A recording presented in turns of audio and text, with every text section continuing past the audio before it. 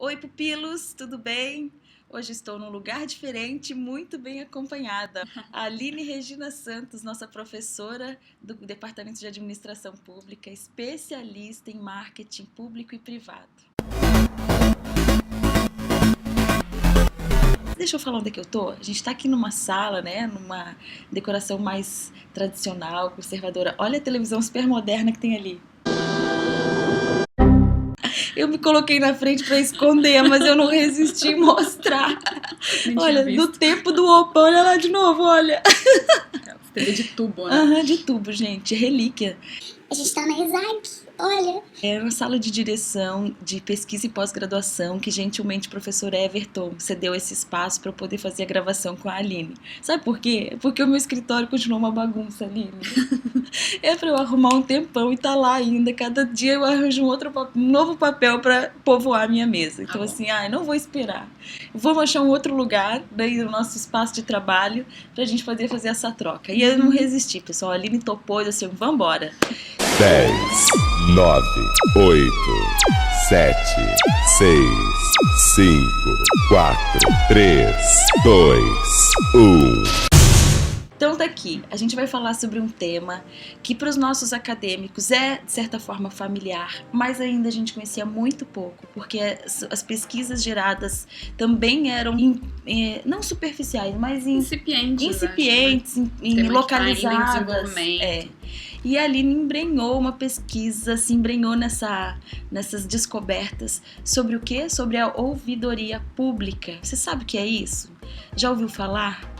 Então, é o que a gente vai descobrir, se a maioria da população conhece ou não, o que ela conhece, como é que funciona, e a Aline vai contar pra gente o que ela aprendeu com essa pesquisa. Aline, primeiro, obrigada pela vinda, seja bem-vinda. Querida, super bacana, tô super feliz, é a minha primeira convidada oficial. Ai, nossa, tô muito honrada, né, olha só. E eu não vou nem dizer que ela foi formada na Federal e eu dei aula pra ela. E foi uma super aula, nossa, eu amei a aula da Paty, não esqueço nunca as dinâmicas, né? Eu não posso contar, não vou revelar aqui a minha idade. Bom. Então, pessoal, oi.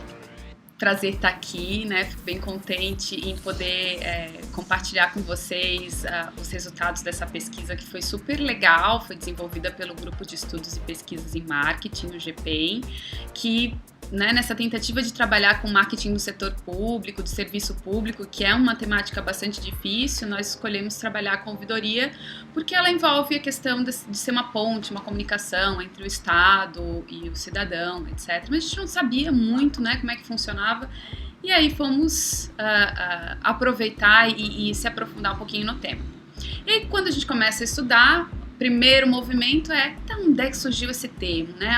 Como é que surgiu a ouvidoria, de onde que vem, o que significa isso? E aí nós descobrimos que a ouvidoria, a primeira vez que esse termo apareceu, não exatamente com essas palavras, ele surgiu na Suécia, em 1809, em período pós-dominação russa. O que acontecia lá é que após esse período de dominação, havia a necessidade de observar se as leis estavam sendo aplicadas corretamente, né? Essa fiscalização, a observância dos estatutos, se tudo isso estava acontecendo corretamente, e aí se atribuiu a função uma pessoa que teve a incumbência de fazer esse monitoramento. Fala o nome dessa pessoa. Gente, o nome assim, escandaloso, assim, né? Tipo, tem umas 15 letras o nome. E 10 são consoantes. Sim, são encontros consonantais, assim. Mas a pronúncia é mais ou menos assim. Justitieombudsmannen.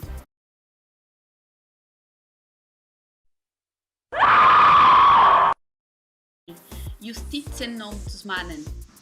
Sentiu o drama? Né? Olha o poder, só de falar isso, não me pede pra eu repetir nunca. E depois essa palavra ela vem ser conhecida, inclusive a gente tem muito no setor privado esse termo como ombudsman, né? Isso, e é um termo bastante cunhado internacionalmente, inclusive na administração pública ele é conhecido como public ombudsman. Então a gente está falando de ouvidorias públicas ou de órgãos que trabalham com defesa do cidadão, né?